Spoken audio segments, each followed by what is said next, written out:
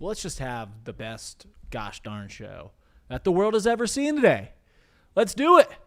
Let's do it. Season's tidings. Day after Christmas. Let's rock and roll here on Off the Bench. I'm Reed Mouse. Welcome in. It is a Friday. We got a late start today. And I wish I could tell you that we just have the best, most tightly compact hour of content that we've ever had, but that's not the case. That's not the case. So in true chatterbox fashion, in true perhaps more so Reed Mouse fashion, we're going to play fast and loose with topics today. We're going to have some fun. We're going to talk about the Bengals, getting ready to play the Arizona Cardinals. I got to take that. I don't know how well I've thought it out, but it's troubling. Go look at the ticket prices of this Sunday's games. It's going to be 65 degrees in Cincinnati. Joe Burrow is going to play, and you can get into Paycor Stadium for $15.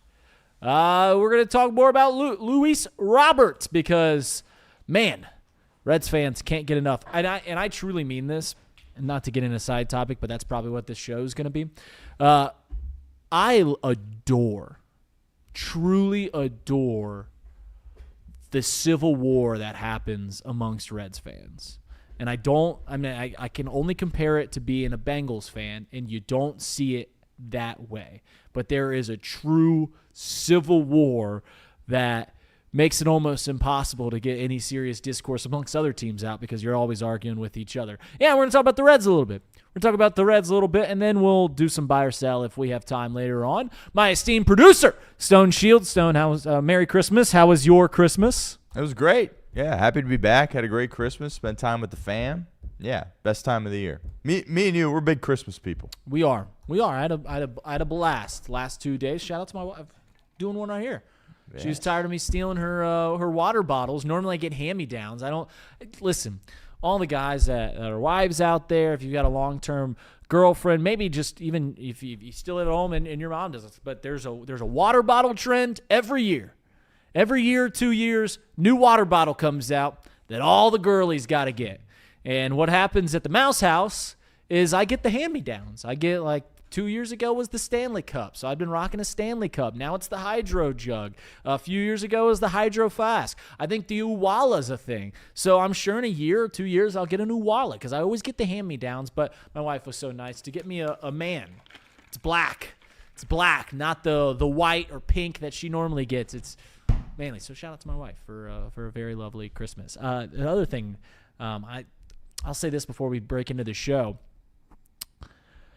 Shout out to all the wives out there and moms and everything like that just do all the Christmas shopping. My wife did everything, just everything. I showed up and my nephews are coming up to me and they're like, "Hey, thanks Uncle Reed for the gift." And I was like, "Oh, you're absolutely welcome. What'd I get you again? What'd I get you? Let me show," because my wife did all the shopping. So shout out to Mariana Mouse and all the moms and wives out there that do all the Christmas shopping, and we get to show on up and just be happy and merry. So let's break into Off the Bench here on a Friday. So walking my dogs this morning, and I was thinking, sitting around going, what can I talk about today? This is a serious thing. I was like, where am I going to go on today's show? And I remembered, oh, wait, that's right. The Cincinnati Bengals play this week. For those that forgot, I spent the last 2 days with family, a lot of them sports fans, and guess how many conversations I had about the Cincinnati Bengals over the last 2 days? To where frequently when I hang out with my family, that's all they want to they want to tease me for being as ate up as I am about the Bengals and on the live or die by how they're doing. I had 0 conversations about the Cincinnati Bengals over the last few days. 0. You get on Game Time, you get on whatever ticketing app, and you go look at the price for the Bengals that are going to have Joe Burrow, Jamar Chase, T. Higgins playing this Sunday against a team that they should beat. They should win. How's the temperature look for the end of January, into December in Southwest Ohio? It's going to be 65 degrees. Might be a little wet. 65 degrees. Oh, certainly tickets are going to be $150, $15 to get in. $15 to get in. And that is just how checked out we are as a fan base. And I wish your knee-jerk reaction is, yeah, we're showing the Brown family that they better figure it out or we're done supporting them. These are resale tickets. They already made their money on these tickets. Yeah, they might feel a pinch at the concession stands, but their money's already in their pocket. This ain't going to hurt anything.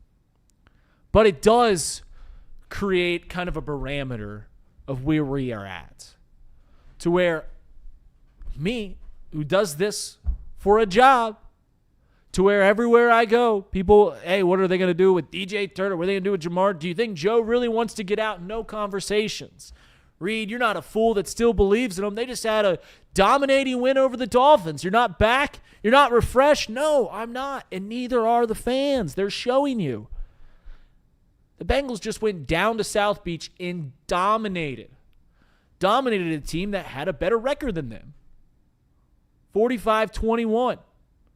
Joe's throwing for 4. Chase Brown scoring 3 times. The defense picking off. Quinn Ewers, give it to me, baby. And we come back and don't care. We're going to sit down, yeah. There's going to be 40,000 people, 50,000. Like the stadium will still be sold out, or not sold out, but close to it. People will still have fun. People will still go and tailgate. But at the end of the day, don't care if they win. Don't care if they lose. Bengals are in a better draft spot. I don't think they can get lower than the 15th pick. That's great news. They don't seem to hit on those late teen round picks or late first round picks, as you can tell by the current state of the roster. But we as fans, we want to be hungry. We want to believe and think all week about, all right, how are we going to beat the Arizona Cardinals? How are we going to do it? But at this point, play with their food too much. It's just checked out. We're down and out. $15 to go in and see the Cincinnati Bengals this week when it's 65 degrees in December. All your family's in town because it's the holidays. Go have fun. Go cheer them on. Not $150 like it was at the beginning of the year when they were 2-0. Nope. $15 to get in. Really good seats, end zone seats at Paycor Stadium. And I don't know if it's going to turn around. We get to the offseason, they make their moves, whoever they bring in, whoever they draft, whoever they sign free agents, even if they make some move at coach, even if they make some move with the director of player personnel, the de facto general manager, Duke Tobin, even if they make any significant changes like that, we'll certainly get a little excited. We'll watch the preseason games, and Joe will be dicing up defenses and throwing it to Jamar Chase. But we'll get to September a little less excited than we've been the last few years, and I truly believe that. Because every year that this is the 3rd year in a row they will miss the postseason. But the last 2 years, they did something at the end, or they did something to get us excited that something different's going to happen next year. So they come off the AFC Championship game, and Joe's a little banged up. We don't look good, 1-3. All of a sudden, Joe gets right. This team looks like the best team in football. Joe's hurt. They finished 9-8, just 1 game out from the postseason. Oh, but once Joe's back, this team's going to be firing on all cylinders, one of the best teams in the league, and they have the abysmal start that they had last year. But then they rattle off 5 in a row at the end of the season, and had hope to make the postseason on the final day of the NFL regular season. So then we come into this year.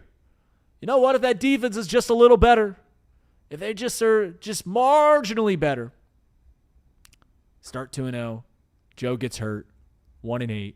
Joe comes back, and still just see this team. They're not close enough. Defensively, they're not close enough. Schematically, they're not close enough.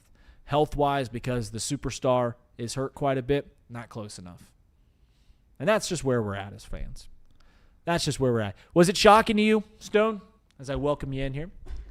Was it shocking to you when I told you that ticket prices on 65 degrees in late December in Southwest Ohio for a Cincinnati Bengals game that will feature Joe Burrow are $15? No, it wasn't. I think Joe Danneman said this last week to us. I think the best thing that could happen for the city and for this team is just for the season to end, right? There's so much negativity negativity going around this team, the fan base, so much angst, so much frustration, so much disappointment. And I think the best thing that could happen for this team is that the season just ends. You take some time, and we kind of revisit things in April. So to answer your question, no, I wasn't surprised by this. There was a lot of ticked off people when it comes to the Cincinnati Bengals. Obviously, a year in which they fell so short of the expectations coming into the year. The weather, 65 degrees.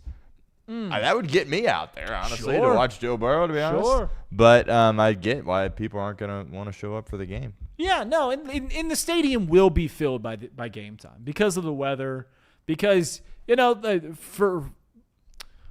because ticket prices have been so crazy over the last few years. There's a lot of fans that haven't been into the stadium. When it costs $150 just to get in when they're rolling, that steers a lot of people away. $15, all right, let's get the band together, let's get the family together, let's go down to the game. You can take your you can take kids, right? Parents aren't willing to spend $150 to take their kids down to Paycor Stadium, especially with the rowdy crowd that's going to be there. Now you can take them down there. So they're gonna get close to a sellout. They're gonna sell concession stand. It's not gonna put a pinch on the Browns' bottom dollar at all, but it is a good barometer of where we're at. That those tickets are $15, the same price that you can get an order of wings out at Shooter's Sports Grill. That's what can get you into Paycor Stadium. The same, you get how many times you guys gotten fast food recently and spent under $15? That's just where we're at. That's where we're at as a fan base. And here's the thing about it. I want the $150 tickets. I want to spend my entire Christmas talking to family members about what the Bengals are doing, if the Bengals can turn around. That's exciting. That's fun. There's a reason I do this. I don't like not having these conversations. I don't like not caring about the outcome.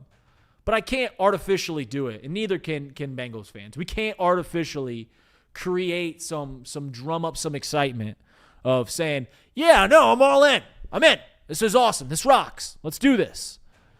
No, we can't. We can't. And we'll see what happens next September. If we talk ourselves into it once again, this team's going to be great. 9.5 was the preseason win total. And every betting podcast I'd listened to said it's a slam dunk, bet the under on the Bengals, and shout out to those guys because they are right. This team's really far away. This team is. Look at the defensive side. There's a lot of holes. We still got Joe that can cover up, plug up a lot of things. Jamar Chase Deagans can plug up a lot of deficiencies.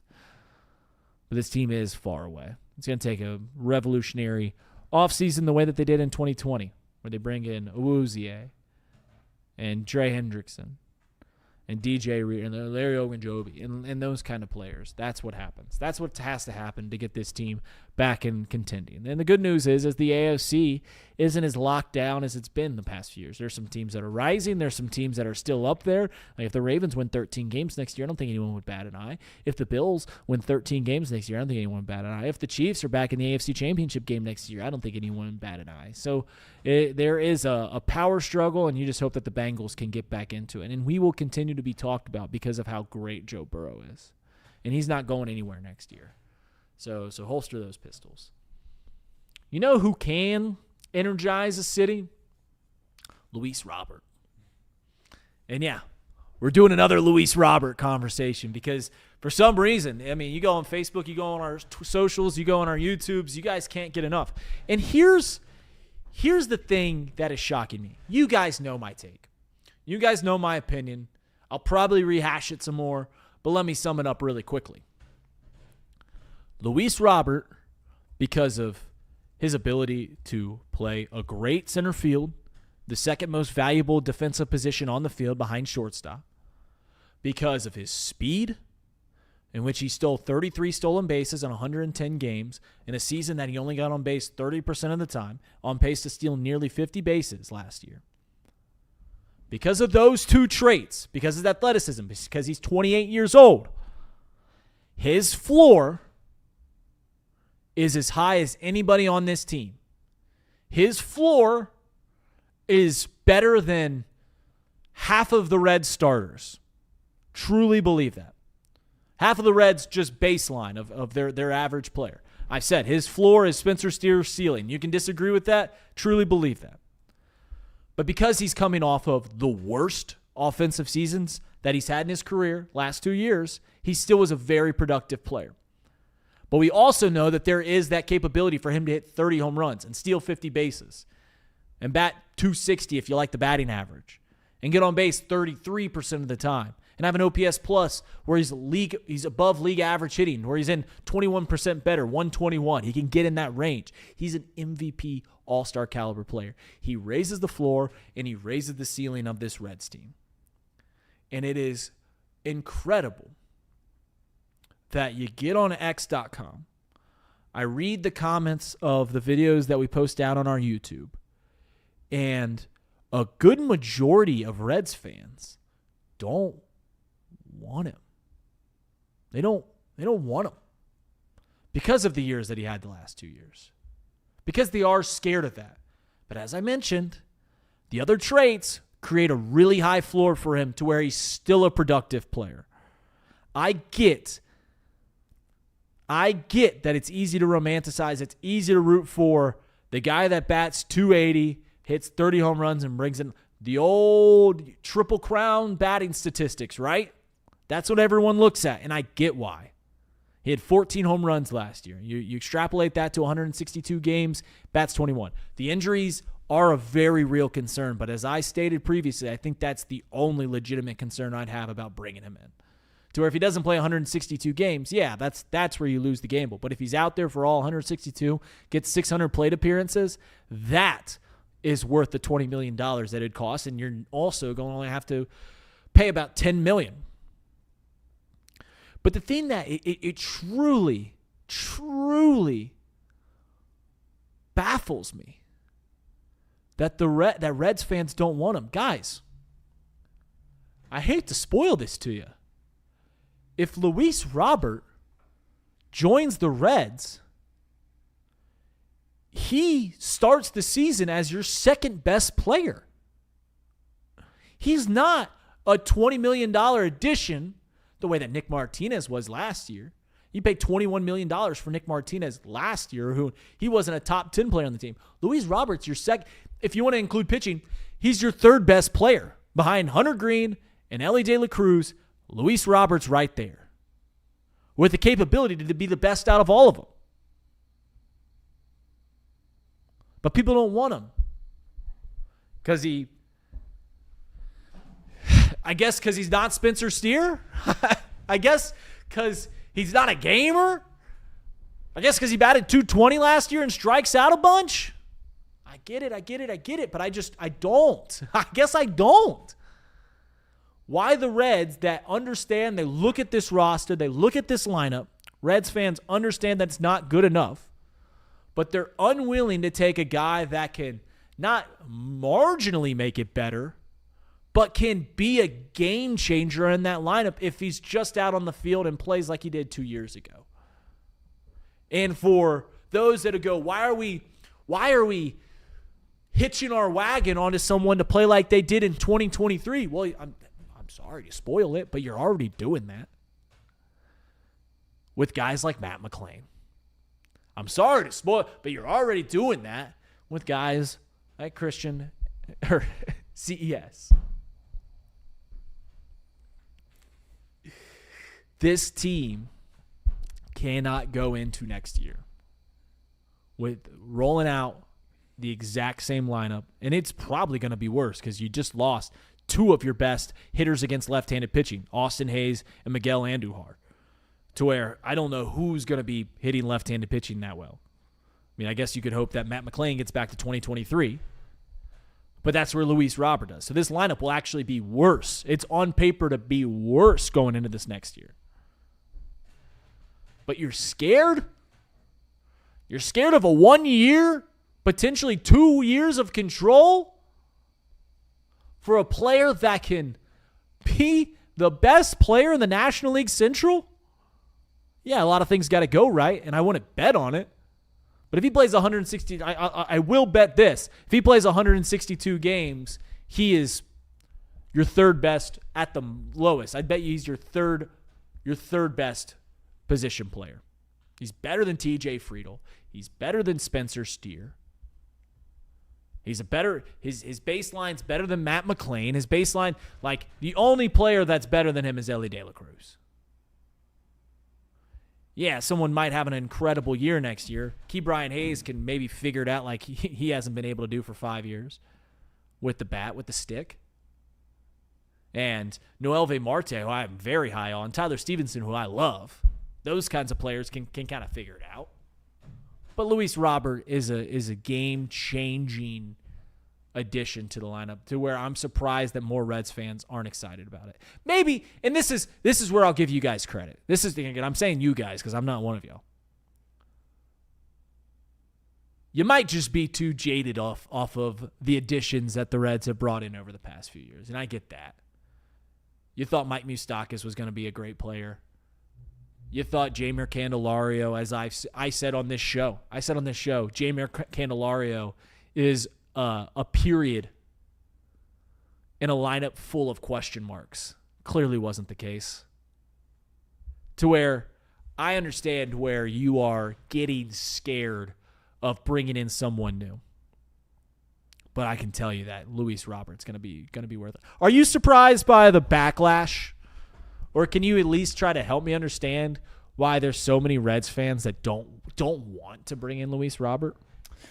I am surprised by it, number one, and you brought this up off the air, and I think you hit the nail on the head. It's just people look at, he's not available, and his batting average stinks, and the production over the course of the past few years has gone significantly downhill since 2023. I think that's really the only reason you see so much frustration. And there's also pent-up frustration by not getting Kyle Schwarber, right? And now people are like, well, who's this next guy that we can come in and get since we didn't get Kyle Schwarber? And people are like, well, we missed on him, and Luis Robert's the best we can do.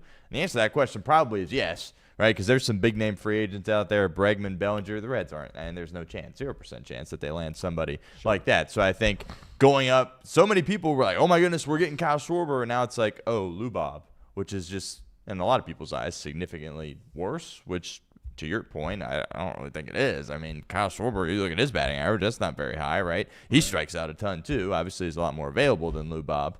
But I'm in agreement with you. I think where Cincinnati is right now, you need to make an adjustment offensively. The contract, it's friendly. You can get out of it after this year if things go really sideways. I mean, worst case, he gets hurt and he doesn't really play much. And then you're sitting there going, you know what, we tried, and you take a $10 million bath, which obviously isn't ideal, but I don't know what else you can do in this spot. I don't have a better avenue that you could go down. But the comment about his floor being Spencer Steer's ceiling is objectively absurd. I mean, the availability in itself proves that is true. If you allow me to put in the caveat that his floor when playing, if you give me that, because as I mentioned, like, the only concern I really have is that he's hurt.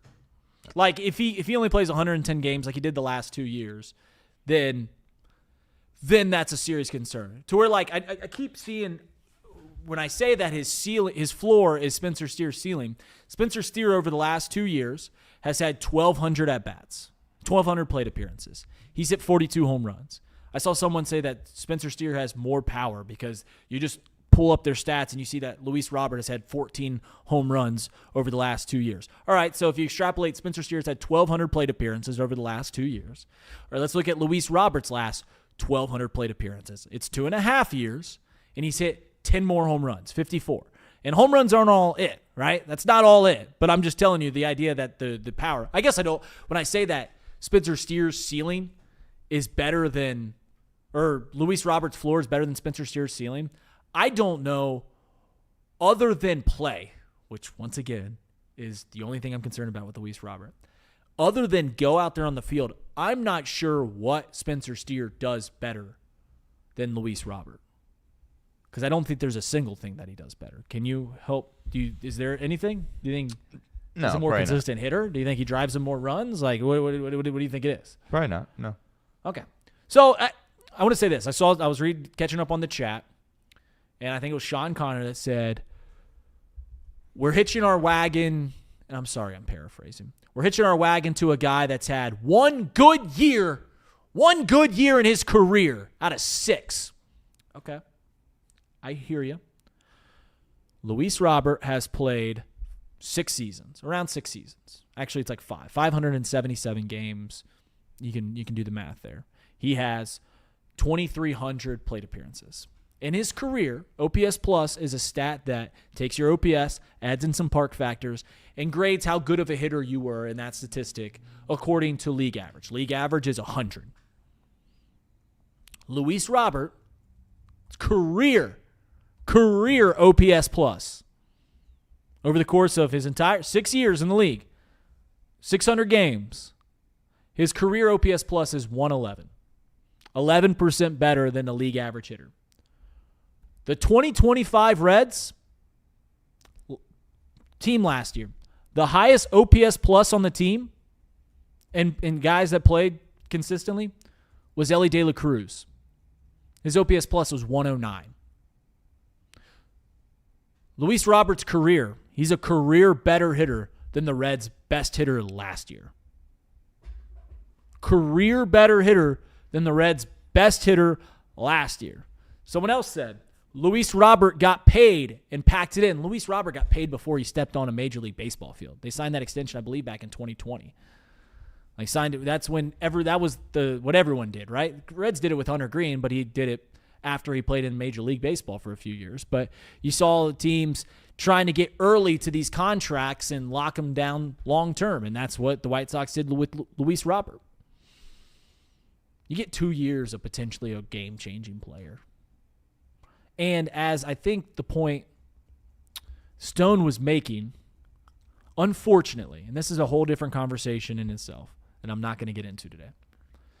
Unfortunately, the Reds and their standing in the league and the way that the league is set up, they're not in the market for Alex Bregman. They're not in the market for Cody Bellinger. They're not in the market for the top free agents. They can't afford them. Can't do it. So what do you do when you can't afford the Mercedes? When you can't afford the Lexus? You go down in your price range. And if you still want that luxury feel, then you're going to have to take a gamble. Any serious ceiling raise that the Reds are able to get is going to come with some baggage. He's either going to be injury prone. He's going to be a reclamation project. He's going to be a little old. He's not going to be able to glove it well. He's not going to be able, whatever the problem is, you're never going, unfortunately, and I get it sucks.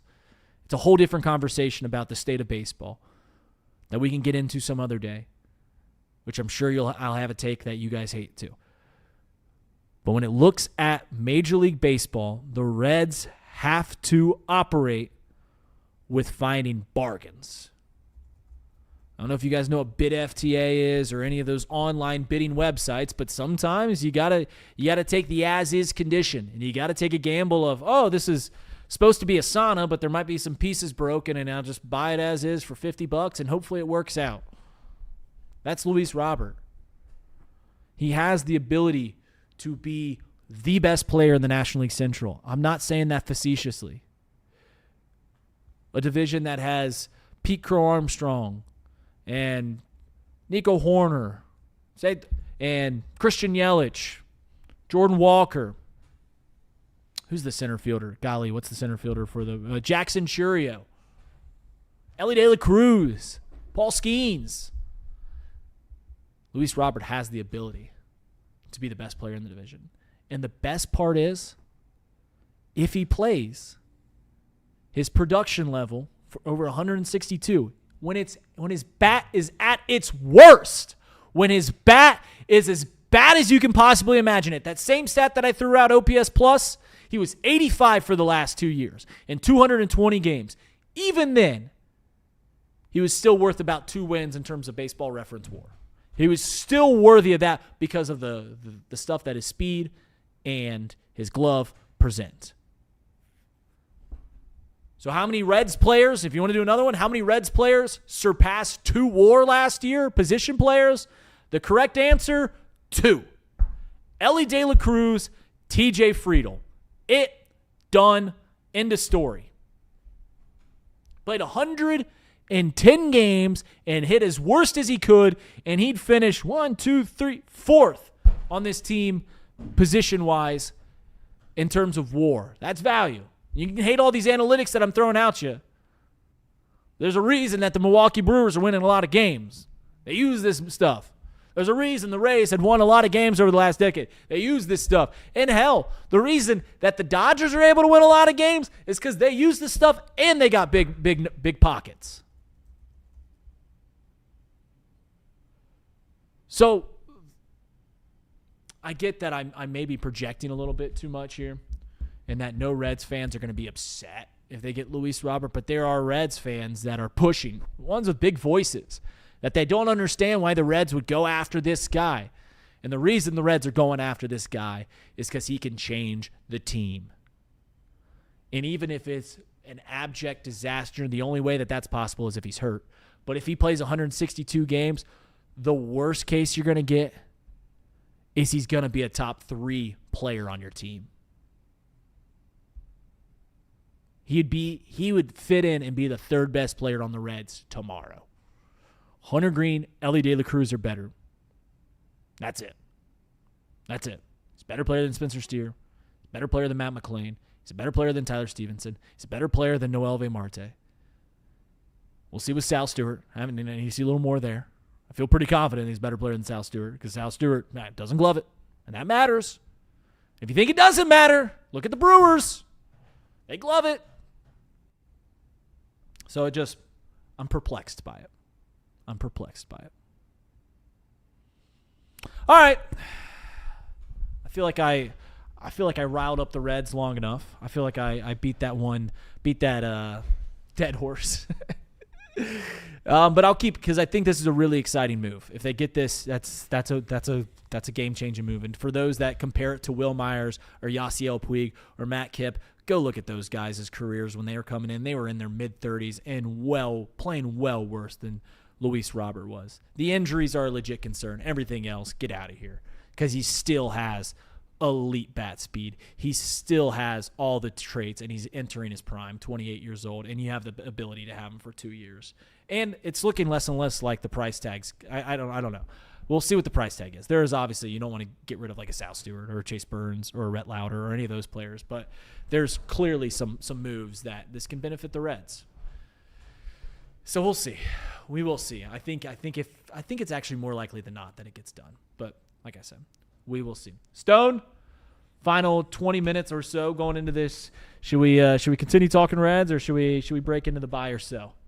Do you got anything you want to say about the Abbott stuff, or we want to save that for another day? So explain to me the Abbott stuff. Well, as we were doing our show prep, it kind of got involved with our show prep, and then it turned into just kind of the Andrew Abbott stuff. I look at Andrew Abbott as a really, really good baseball player, an all-star, a guy that you want in your rotation, one of the best players on the Cincinnati Reds, one of the most trusted players on the Cincinnati Reds, and you looked at me and said, hey, he's a 3. He's a 3. And I had a problem with that. Yeah. Andrew Abbott's he's a 3. I don't know what else to tell you. He's a great 3. I'm a Cubs fan. I can pluck any pitchers from your team. I'm taking Hunter Green 1. And then I'll probably take Chase Burns or Rhett Lauder or something like that. But if you're talking list who I'd want between Hunter Green, Nick Lodolo, and Andrew Abbott, Andrew Abbott's coming 3rd. Andrew Abbott's a really, really good pitcher. He's an all-star. You're right. He had a sub-3 ERA last year. He threw 160 innings, which was surprising because in the last few years he hit about 130, 140, and he'd just dip off. And I think he did that a little bit last year too. What was he, sub-2 for a good majority of the year for his first 100 innings or so? I feel like he's putting words in my mouth about Andrew Abbott.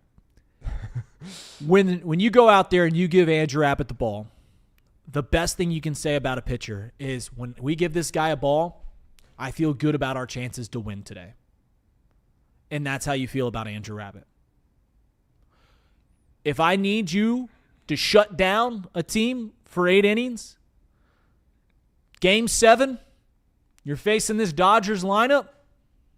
I'm going Hunter Green 1, Nick Lodolo 2, Andrew Abbott 3.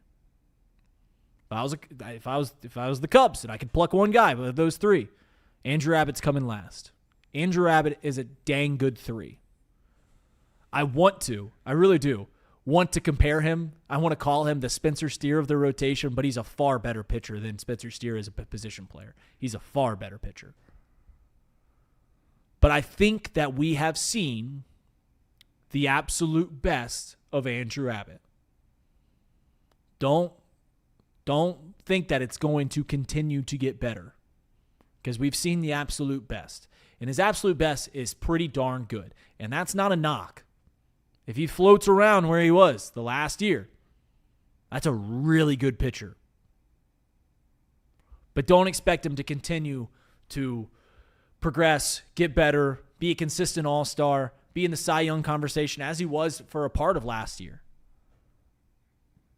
Because I don't think he's that kind of player. I think he is a guy that can help a team get into the postseason, being a number 3, middle of the bullpen, to where every 2 series you give him the ball, you feel pretty good about your odds. You feel pretty good that he can get you into that 6th, 7th inning with a lead and right in the ball game. And there's not much you can say better about a pitcher than that. But as I said 2 years ago when Spencer Steer hit, 28 home runs or whatever it is rookie year, that was the best of Spencer Steer. And I've been right that far. I've been right thus far. He has regressed since then. I would be very, very shocked if Andrew Abbott has anywhere near the year that he had last year going into this year. I would be very, very shocked. I think that what you saw, he's been in the league for 3 years. I think that what you saw the first 2 years where ERA is floating around 3.7, I think that is the upper end of Andrew Abbott. If you had me guess, Reed, get the numbers, crunch it out. What's your projections for Andrew Abbott this year? 160 innings, 4 ERA. And that's a fine pitcher. That's a decent 3. I just think that the days of all-star are rare. I don't think you're going to be getting a perennial all-star from Andrew Abbott. Is that you want to push back against that? That was a little bit more friendly than our conversation prior to coming on the air. I think he's a great pitcher. Like, I'm not going to get carried away and say he's going to be some Hall of Fame guy. Obviously, that's not true. But as far as being better than a 3, yeah. I mean, I think it was a sin that he didn't get to touch the ball against the Dodgers. Right? Yeah. Obviously, he pitched at the tail end of the regular season, and the timing didn't work out that way. But for much of the year, when Hunter Green came back from injury and then he was just dominating everybody, obviously it was like, okay, we need this guy out here. He was unhittable for a stretch there at the end of the year. But the whole year prior to that, if you'd have said one game, got to have it, who do you want, Abbott or Green or Lodolo? I'm saying Andrew Abbott, and I'm not thinking twice about it. Now, to your point, the one knock on Andrew Abbott is that, he runs out of gas a little bit at the end of the year. And we'll see if that's a reoccurring theme, or we'll see if that's something that can get fixed as he gets a little bit further along in his career. But, I think these days much is overblown about, you got to throw this hard and have this many strikeouts. Yeah. You got to get guys out. That's the name of the game. You were saying that last week. You got to get guys out. Andrew Abbott gets guys out. No, you're right. No, they're outs are the currency of baseball, and you're right. And I get that he throws softer. And listen, you think you're getting me because he doesn't throw 100 miles an hour. Once again, Cubs fan, not a single Cubs starting pitcher throws hard. They're all soft tossers. A lot of them soft tossing lefties. So I'm familiar with Andrew Abbott's game. I'm familiar with his game. But he doesn't have swing and miss stuff. Strikes out about 100. Strikes out less than K per 9. You'd like to see that up a little bit more. And he's a really good pitcher. But let me ask you this, just to get a good baseline of where you're at. The Reds are in competition with the Brewers and the Cubs.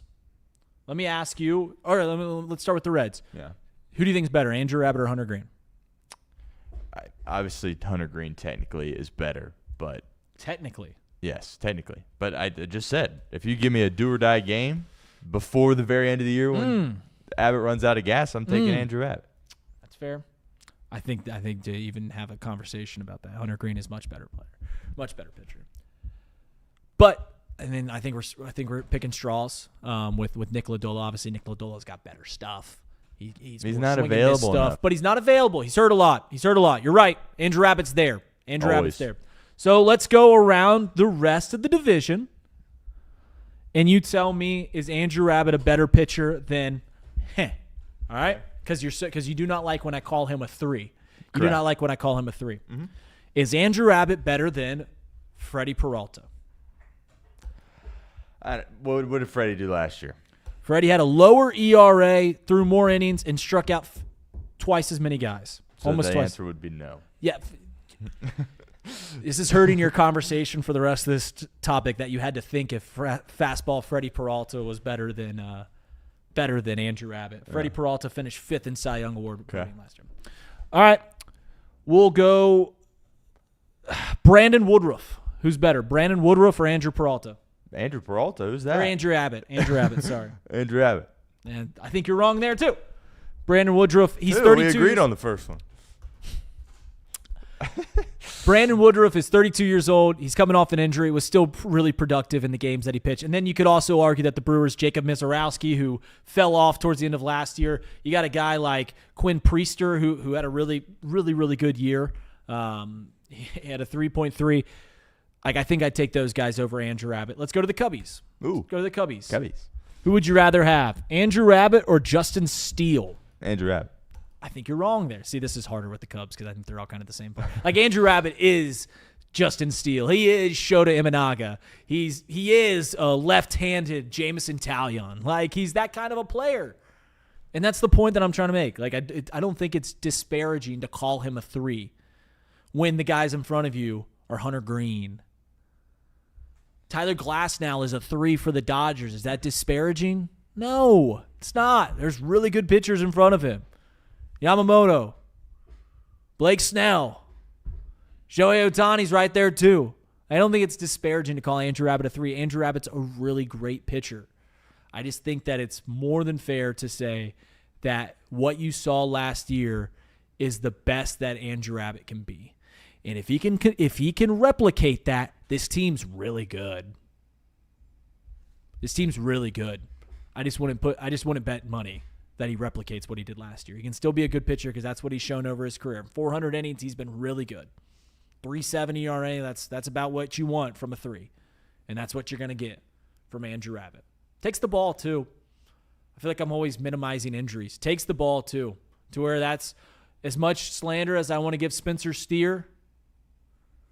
He's there every day. As much slander as I'm trying to give Andrew Abbott, even though I'm gassing him up, he takes the ball. Unlike my guy like Nick Lodolo. Unlike my guy like Luis Robert. Unlike a guy that I really like on the Reds like Tyler Stevenson, who's always banged up. These guys, they play. And not to be too cliche, but the best availability, golly, I'm all over the place. The best ability is availability. Any other Reds things that you want to pick my brain about? You love riling me up here the day after Christmas. Yeah. You got anything else that you I don't think anything's coming to the top of mind right now. But, yeah, I'm looking forward to watching Andrew Abbott pitch this year and having lots of conversations here with you about it. Yeah, I'm excited. I like talking ball. I like talking baseball. You might not like what I'm saying. But I like talking it. When you had your interview with Gordon Whitmire, he said that Elly De La Cruz is going to get to play in the World Baseball Classic. That's what he said. Okay, that's exciting. That's good. That's great. It's great news. Good for him. I think Ellie's going to go crazy this year. Because you're an Ellie guy, right? You're not. Right, yeah. right. Yeah. Yeah, I think he's going to have a big year. I'll say this. Big year. I'll say this. Final thing before we move off this topic in the final 10 minutes. About Luis Robert, about Spencer Steer, about the Reds in general. A good place to think is, hey, I've noticed my opinions favor this side of the aisle a lot. Is that side of the aisle right more often than they're wrong? Like, if it's sports, if it's politics, if it's life, think about who you are genuinely aligned with, right? And think, oh, I like being aligned with those people.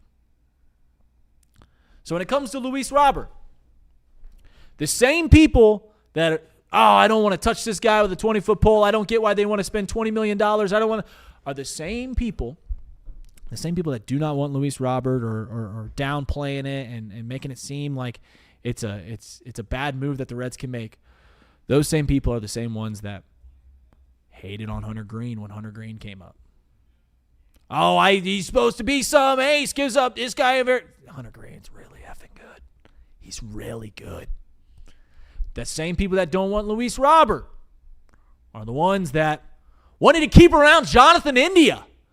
Why are we trading away Jonathan India? Jonathan India went to Kansas City last year and sucked. Really bad player. More of a downtrend. The same people that don't want Luis Robert are the ones that when Ellie came up, and they still are dishing hate on Ellie. This guy isn't what he lived. Number one overall, but this guy isn't it. This guy, nope, too many errors. Can't strikes out too much. Now we know Ellie De La Cruz is one of the best shortstops in the league, one of the best young players in the league, one of the superstars of this league. And yeah, the people that gassed up Ellie, the people that gassed up Hunter Green, and the guys that told you that we should get rid of Jonathan India, and the guys that told you we should get rid, or telling you maybe let's pump the brakes on Andrew Abbott and Spencer Steer, they're not batting 1,000 either. But just think about what side was right more often than wrong. Think about what side you align with when you have those opinions, and see if you want to keep going down that route. But hey, to each his own. I'm often on the wrong side of every Bengals take. I look back, I'm like, oh man, this guy, because I just listen when it comes to football. I just ride and rock with the fever, ride and rock with the fever, baby. All right, buy or sell for the final 5 minutes or so. Are you having a guest on the Stone Shield show today? Yeah, Shelby Dermer of Cincinnati.com, Cincinnati Enquirer. We're going to talk about your Xavier Musketeers. I know you're getting ready to go to that game. What was that, New Year's Eve against UConn? Yeah. New Year's Eve. Sorry, I was reading chat. Sean Connor is very upset. He's very upset that I like the Reds getting Luis Robert. Hey, man, more power to you. I cannot believe the. I guess we'll just keep talking about the Reds. I cannot believe the infighting with Reds, and it just seems like it's a civil war. It's a civil war, always is. And I don't know who's gonna come out. Maybe we just need the Reds to win a playoff series, and everything will be good and right in the world. Everywhere will be just fine. And I hope it happens soon, as long as it's not against the Cubbies. And as long as the Cubbies, as I've mentioned before, the Reds can finish second in the National League. I just need every year the Cubs just be just slightly better. I hope the Reds can win 115 games, as long as the Cubs win 116. So. That's where we're on. All right, let's do a quick few buy or sells about the NFL. Full NFL slate there yesterday. What do you think of Netflix's coverage of the NFL schedule? It was fine. I didn't think it. It's not like it is on Fox or even ESPN or CBS, but it was fine. They did a fine job. We're gonna see more of it, so we got to get used to it. But they had some good people. They had some not so good people. But thought Breeze was good. Iron Eagles kid, he's pretty good, so no issues. It is interesting because you could just tell it's green, right? Yeah. Like the first year of Amazon Prime. Prime's great now. Oh, outstanding. Thursday Night Football. But that first year was a little shaky, right? Fair. And it's just going to be as we are growing towards these different entities to where it's not just Fox, CBS, and ESPN doing all these games, to where there's going to be more entities like Prime, like Netflix. I'm sure someone else will throw their hat in the ring to get some games. It's going to be Apple at some point will probably get an NFL game. Like it's going to be interesting because there's going to be growing pains with the next model of sports media, because what these cable companies are figuring out, that wasn't the case 20 years ago, but what they are realizing, that the only live media that we still cater towards are news to a small extent and sports. CBS can't really land any like those sitcoms, those one cameras, cheap to do sitcoms. They're not it anymore. And now Netflix, Amazon, they're all really realizing how important sports is to the future of media. And if you don't ever take a look at what kind of an economy that we live in, 100 years ago, it was an industrial economy, right? We're making stuff.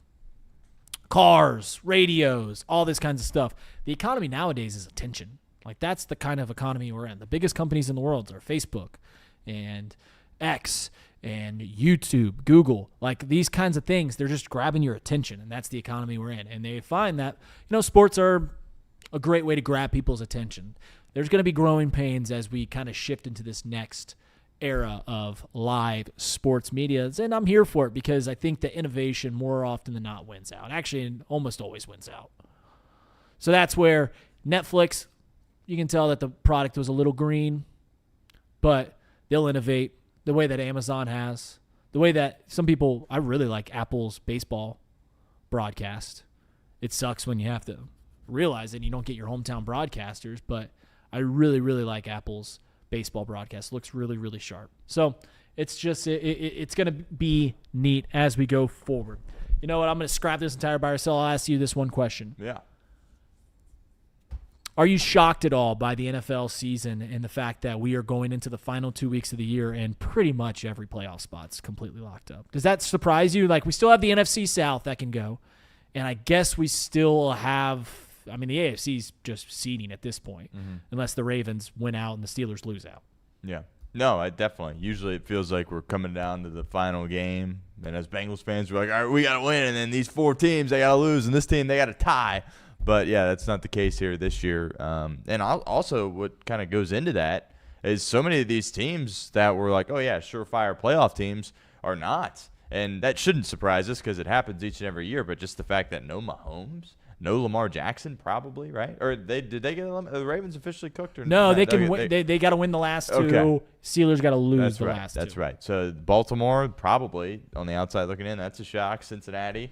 Nationally, probably not a shock. It was a shock for me. Maybe I just was too biased there, but I didn't think there was a world where they would miss the playoffs this year, just to be completely This honest show's with you. never biased. Right. Yeah. Yeah. And like the Commanders, right? They made the NFC Championship, and everyone's like, oh, Jaden Daniels, one of the best players in the league. Granted, he got hurt, but they're one of the worst teams in the NFL. So, yeah, lots of shocking things happen.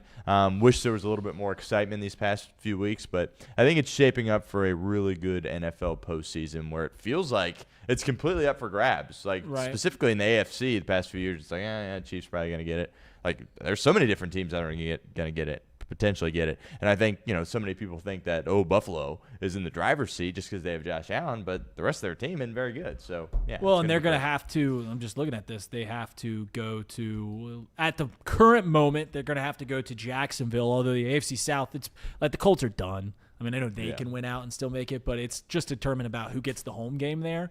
And I'll tell you right now, Buffalo has to go down to Houston. That's a tough one. That's a tough out. Yeah. That's a tough out. And Jacksonville's good too, but playing that Houston team, that's going to be kind of interesting. Yeah, it's just mostly seeding. So, the Bills can still, I guess, win the division, right? They'd have to win the last 2 to overtake because they split. I don't know what their division record is. But it's going to be interesting. It's this playoffs are going to be, I truly believe this, to where the last few years, the wild card round have been kind of a crapshoot, crap show. 30-point wins to where it mirrored your beloved college football. But I think it's going to be really, really awesome this year to where I don't know what the heck's going to happen. I don't know what's going to happen, but I'm excited for it. And I know one thing that's not going to happen. I know that the Bengals aren't going to play. I know the Bengals aren't going to be there. And I know that next year, Luis Robert's going to be the second best position player if the Reds go out and get him. He's going to be the Reds if he plays 162. I keep throwing that caveat in there as if it's a pretty not big like caveat. Yeah, it's like as if it's like just like some like side note. It's like he's just got to play. He's got to play, which he hasn't shown able to do throughout most of his career. But I feel like Reds fans are more hung up on the stats, and I'm telling you guys, just don't worry about it. If he plays 162, he'll be worth every dollar of that $20 million or the $10 million, whatever you got to pay him. I promise you. I promise you. But that's a big caveat. I hope you guys get him. I really do, because I like when baseball's good in this town. All right. Love you guys. See you guys on Monday. This was a lot of fun. I got to go clean up my house because it is an absolute disaster after Christmas for the last 2 days. Boxes everywhere, but we are so blessed. Hopefully you guys had a great Christmas. Hopefully you guys have a great weekend. If you are a Bengals fan and you're not scared of a little bit of rain, go to the Bengals game this week. This is $15. Come on. Go have some fun. Have some fun this weekend. See you guys. Thanks, Stone.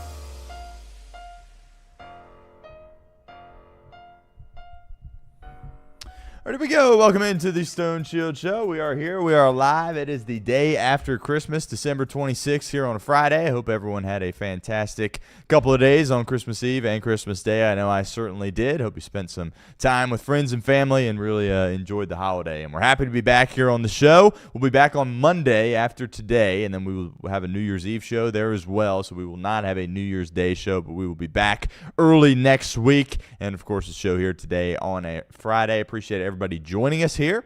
Of course, if you miss out on the show live, that's totally fine. You can find it in podcast form later on, wherever you get your podcasts. And lots of stuff we're going to talk about. Do have a guest coming up in about 10 minutes. Shelby Dermer of the Inquirer, Cincinnati.com. He's going to stop by. We're going to talk Xavier basketball. So looking forward to that conversation with Shelby. That's in about 10 minutes.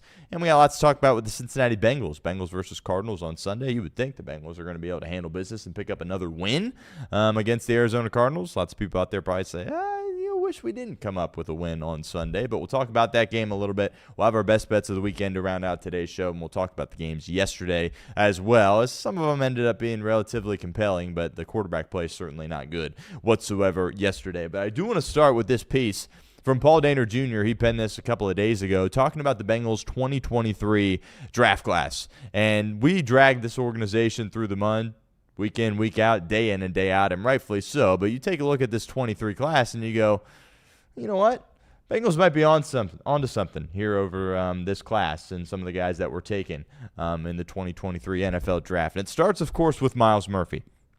I haven't witnessed a turnaround like this in quite some time, if I'm being completely honest with you. I mean, this was a guy that people within the fan base, people that covered the team, and probably people within the doors of the organization at Paycor Stadium said, you know what, this guy's a bust. It's not going to work out. But Zach Taylor and company remained patient with Myles Murphy and continue to give him opportunities, continue to give him chances. He was able to find some health here this year, and he's turned into a really, really solid player. Now, as far as living up to a first-round NFL pick, hasn't quite gotten to that level yet, but as far as being a starter in the National Football League and being a 2, as far as a starter that rushes the quarterback, absolutely. That's something that he has turned into right now. Of the 12 defensive linemen in his draft class playing at least 50% of the snaps since Week 11, Myles Murphy ranks 3rd in pressures and win percentage and also ranks 4th in run stop percentage. And we've talked about it a lot. He looks like a guy that's just playing with a lot of confidence. And when you look at this defense, you look at this team, you look at this roster, you go, we got to get this guy to stick around, right? I mean, he's a first-round pick, and he's playing like a good football player right now, and he's built it over the course of several weeks. This isn't a one-off. This isn't, he played well against Miami. This has been happening for several weeks now as far as putting some pressure on the quarterback, making plays at the line of scrimmage, being quick to react. I think that's the biggest thing that stands out to me is so many people, so many players on this Bengals defense, their reaction ability is just not quick whatsoever, especially the linebacker position, certainly in the secondary there as well. But he's quick. He reads it. He sees it. He explodes, and he makes a play. And that's something you're really seeing here with Myles Murphy, and it's really blown me away. And I think, he's certainly going to get his option, his 5th-year option. That's probably going to be something the Bengals pick up. And he looks like, an extension candidate, to be completely honest with you. And we break down some of these players. The Bengals notoriously have waited and fooled around with guys and their contracts and what have you, and it comes too late in the game. Guys are getting ticked off about their money. Guys are requesting trades. We saw it, ultimately with T. Higgins and Jamar Chase. Those guys getting frustrated with how their contracts transpired as far as, when the team gave them their contract at the end of the day. And we all sit here and say, well, hopefully this organization changes. Hopefully they do, but they probably won't, right? Wouldn't surprise me if, the DJ Turners of the world, the Myles Murphys of the world, guys up for contracts going forward, had to wait around and didn't get the contracts till the last minute, and it got a little bit messy. But there's a few players here as we go through this 2023 class where it's like, if you get out in front of this and you offer them a potential extension this offseason, one, it makes things a lot more, harmonious, right? You don't have the friction between the player and the organization, and you can save money as well, right? We're talking about that a lot with T. Higgins and Jamar Chase. You could have saved money, a lot of money, millions and millions of dollars if you would have gotten out of it a little bit early, right? Made the contract, get pen to paper, and go from there, and they dragged it out, and it ended up costing them more money. But at this point, say what you want about Myles Murphy, and I was writing him off too. I was right there with everybody else. But when you look at the play here over the course of the past few weeks, he's a good football player, and he looks like a starter in the NFL. And you have so many holes on this team, and the Bengals are all about draft, develop, and kind of go from there. Well, it's the guy that you picked, right? Still an overdraft, right? It's still frustrating that it took him so long to be a productive player. But right now, he's a winning player, and he looks like a guy you want on your team moving forward. Zach Taylor shouted him out. Joe Burrow, of course, has shouted him out there as well. And all of a sudden, when you check off that box of the first round of the 2023 draft, you go down the rest of this list and you go, you know what? It's a pretty solid draft class for Duke Tobin and company. Now, obviously, it's taken a lot longer for them to reap their full potential, right? Fully spread their wings and show what they're capable of doing. But as things sit here in meaningless parts of the year when you've got a 5-10 record, season in which you expected to go to the playoffs, everybody's, it's all doom and gloom around the organization. You got to call a spade here, and a lot of these players are playing really, really well right now. DJ Turner, of course, is the second one on the list.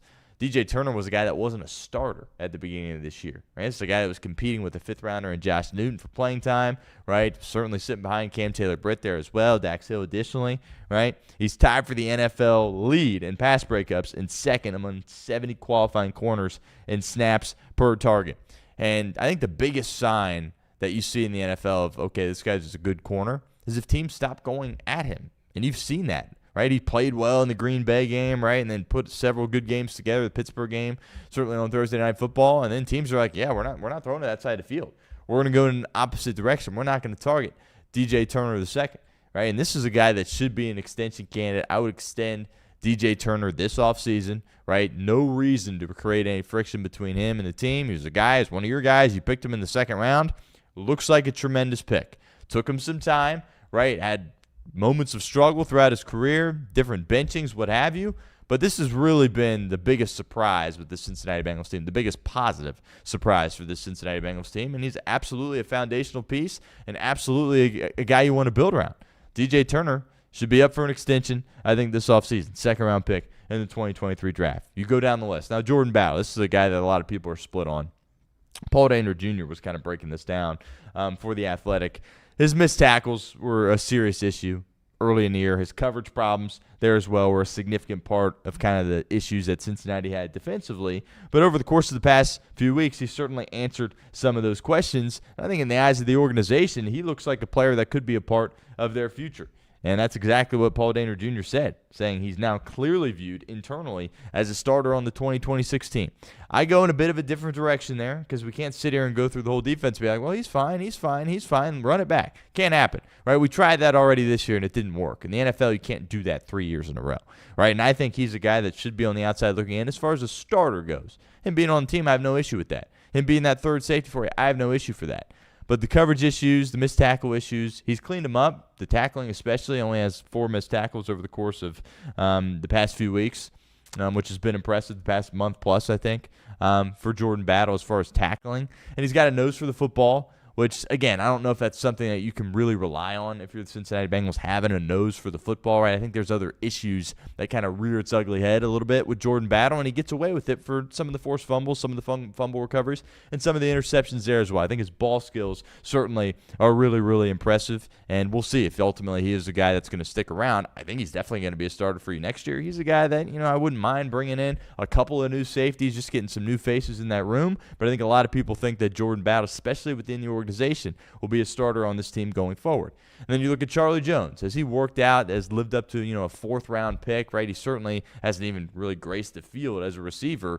But when you look at him running back 3 kicks the past 3 years for touchdowns, nobody else in the NFL can say that. And if you get a guy that can contribute at that level on special teams, he's going to stick around, right? Is he going to be a long-term piece for this team? I don't know, but he's going to be back in 2026, and you bet your bottom dollar he's going to be returning punts and kicks there as well. And then you get to the bottom of the draft in the 5th, 6th, and 7th round, right? Chase Brown, right? He's really starting to tap into his full potential now that Joe Burrow is back, and you're starting to see him get lined up in the slot a little bit there as well. They're asking him to tote the rock, of course, but they're lining him up in the slot, and he caught 2 touchdowns from the slot in the game last week against Baltimore. I think we all knew Chase Brown was a really good player. Got him in the 5th round. That was a really good pick by Cincinnati. But now that Joe Burrow is back, you're really starting to see him open up different levels of his game there as well, and he's been awesome. He's really improved from a pass protection standpoint, and it's very interesting in this league, in the NFL, what you do at the running back position. When do you pay running backs, if you pay running backs?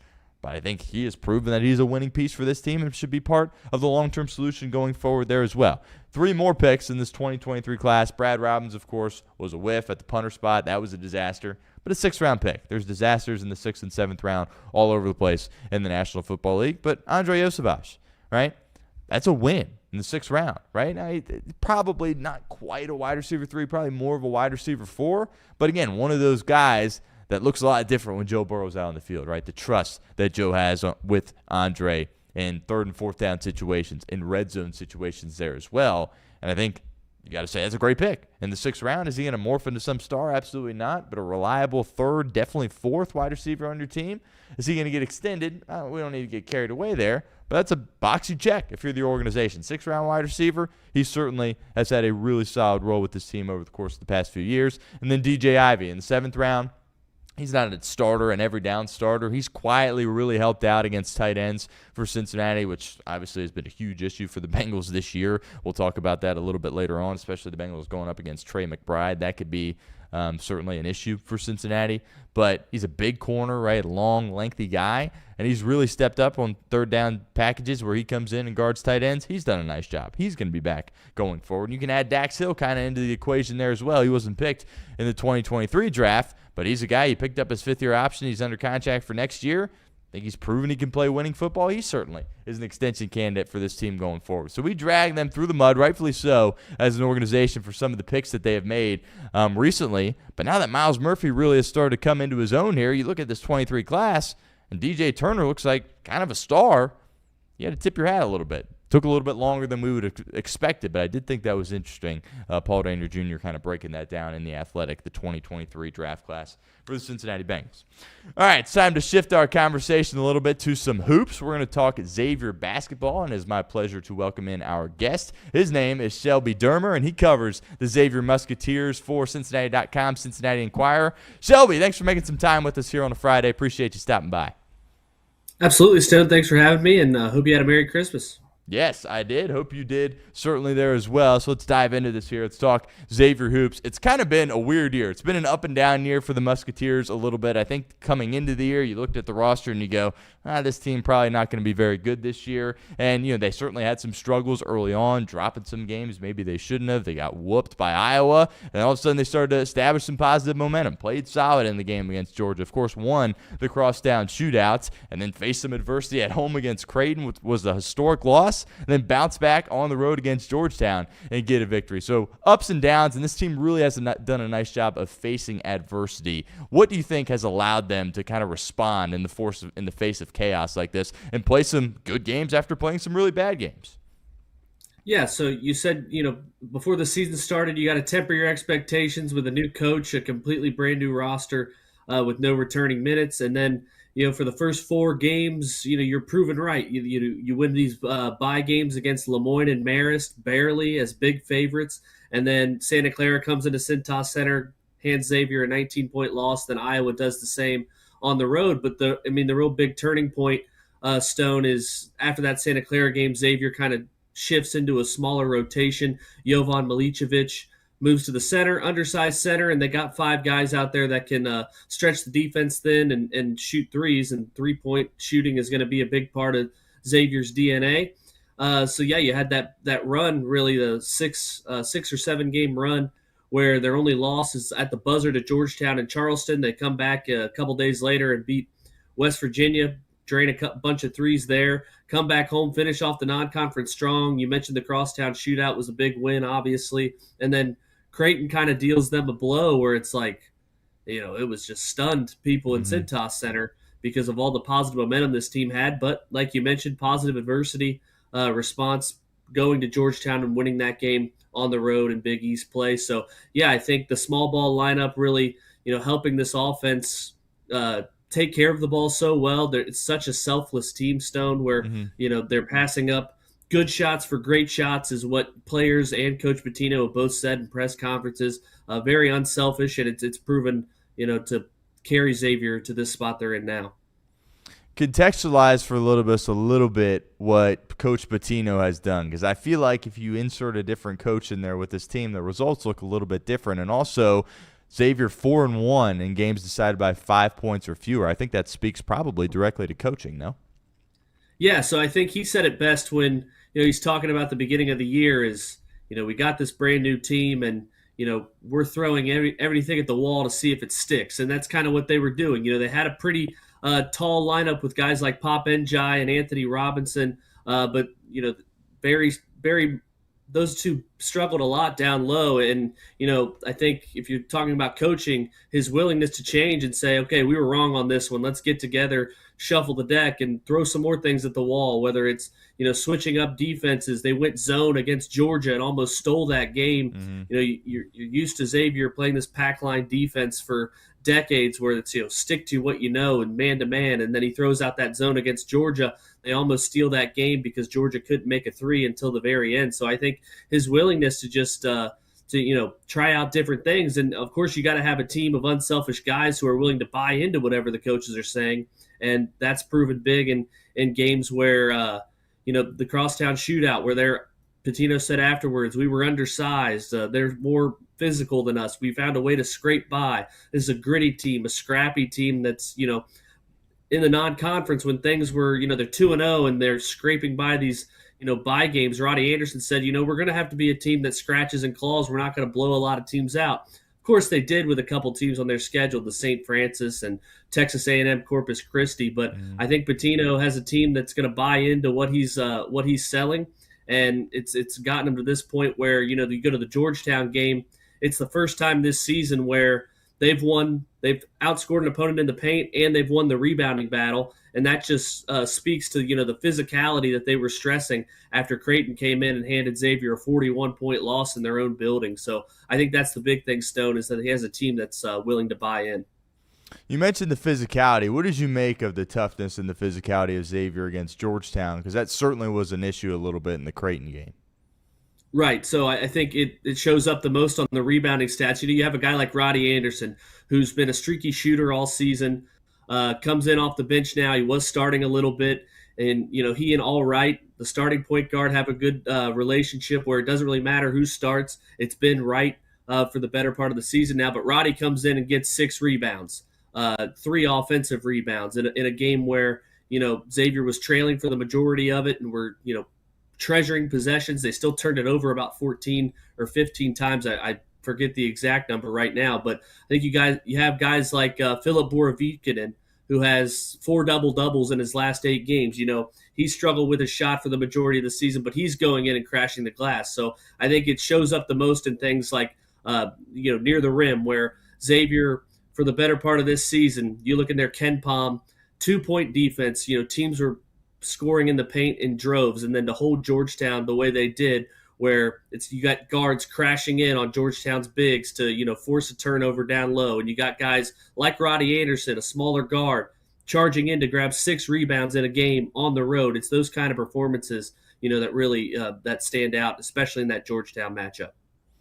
Jovan Milicevic has been really big for them, and you mentioned kind of going to him when they went to the smaller lineup. It really allows them to kind of space the floor, and I think it also has allowed a lot of one-on-one opportunities for Trey Carroll, and certainly he's probably their best player, so getting him involved in some one-on-one situations certainly is very beneficial. But I feel like Jovan's kind of been the X factor for them. He struggled against Creighton, but basically the whole team did there as well. Is that fair to say that he kind of feels like their X factor here? Yeah, no doubt. And he's another guy who will, pass up a good shot for a great shot. And yeah, I think you hit the nail right on the head with all of that. Him going into the starting lineup against Iowa was the start of all this. Of course, you look at that Iowa game, they still give up 52 points in the paint, but he's hitting a couple of threes on the end.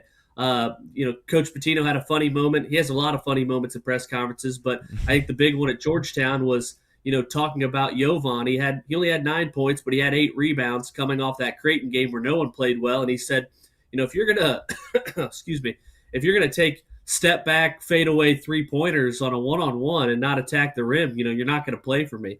So Jovan took that to heart. And then against Georgetown, you saw a lot of, he's backing down and looking to pass. And yeah, I think the big part I wanted to mention with what you just said is that set up everything for Trey Carroll in that crosstown shootout with UC having some bigger guys down there protecting the rim, is Jovan spreading them out. And then, those Barkley sets, those Charles Barkley sets that Coach Pitino talked about gave a lot of one-on-one opportunities for Trey Carroll, and it paid dividends for the Xavier offense to gel as best as it has all season.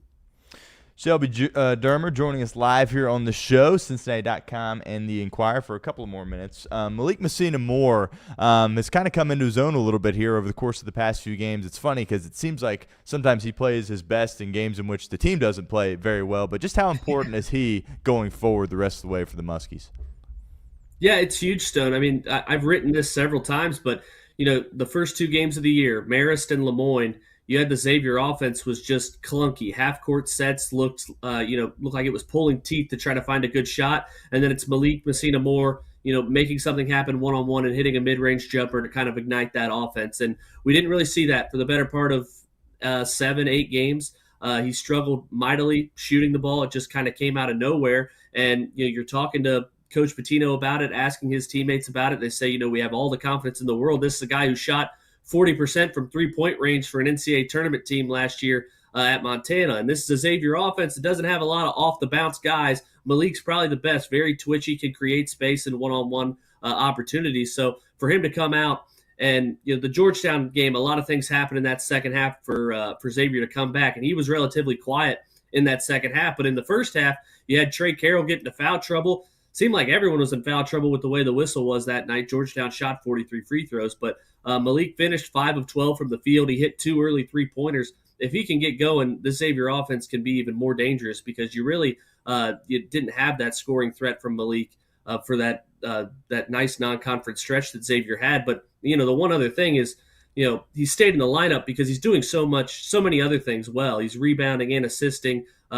creating turnovers as well. So maybe the points weren't there for that stretch, but he certainly was contributing in other ways. And now if you add in the scoring to that, look out for Xavier's offense.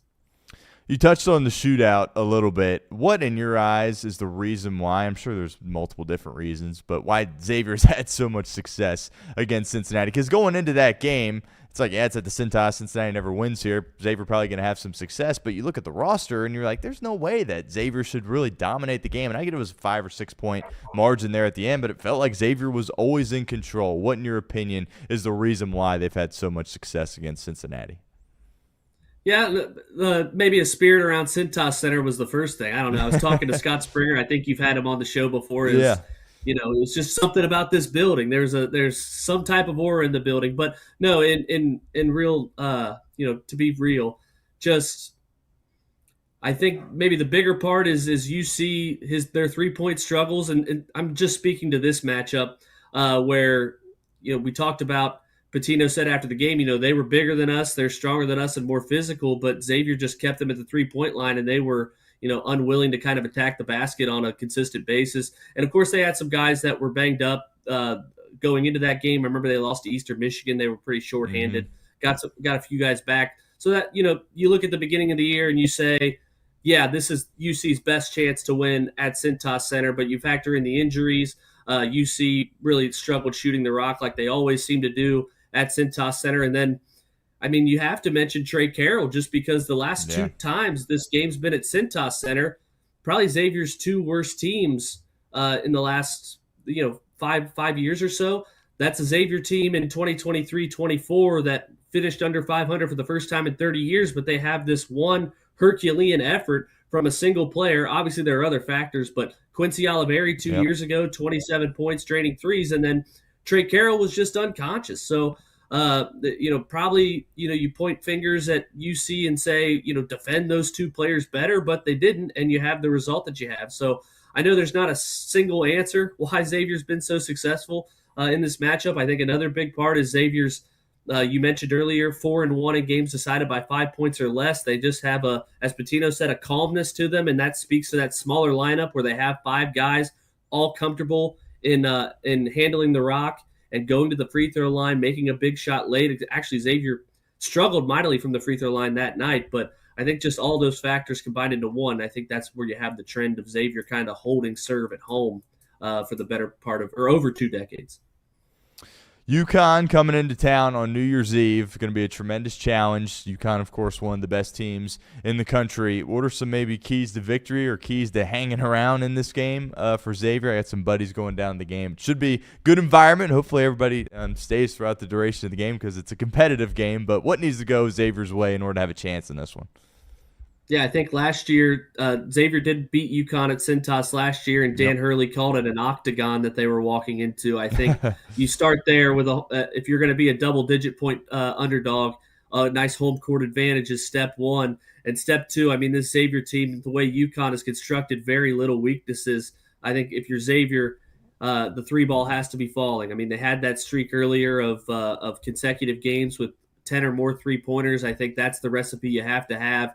And, if you up the physicality for Georgetown, you got to double it for UConn. You got to really be motivated and crash the glass and not let UConn get whatever they want at the rim, because we've seen it far too often this year. You thought it was over after early in the year when Santa Clara and Iowa did this team in the paint, and then Xavier switched to that small ball lineup. Things were going great, and then Creighton just came in and left a lot of stunned faces at Cintas. So you have to bring the physicality in this whole matchup, energy in the building, get juiced for it. And, of course, the 3-ball's got to be working as well. So I think that's the start. But, you look at this UConn game, you're going to be a big underdog. But then after that, coming up on the schedule, with I'm sure the way you've seen the Big East play out, everyone's saying it's a down year for the Big East, and Xavier has a chance really after UConn. Going to be a big game. Don't want to overlook that. But after that, you go at DePaul, at Marquette, maybe the 2 worst teams in the Big East, a chance to start 3-0 on the road in Big East play. Then you got a couple other winnable games coming up. I believe Providence and Butler come to Cintas Center before Creighton and St. John's later in January. So certainly a big game New Year's Eve and a chance to really turn the tide on this season if you can pull off an upset. Two big picture questions for you, Shelby, before we let you go. And you kind of alluded to this a little bit with the upcoming schedule, but what in your eyes is the ceiling for this team here this year? Because I feel like every time I watch them, I have a bit of a different viewpoint on what I think the ceiling is. But what do you think, in your opinion, is the heights in which they can reach here this season under Pitino?